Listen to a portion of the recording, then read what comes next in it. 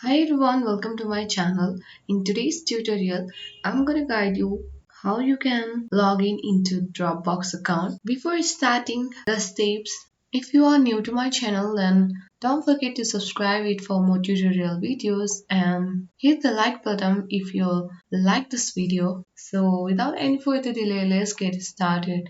To log in into Dropbox account, you'll need to open any web browser on your device.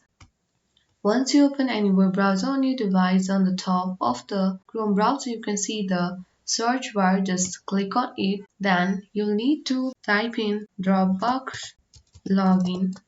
And after you type in Dropbox login, you'll just need to press enter in your keyboard.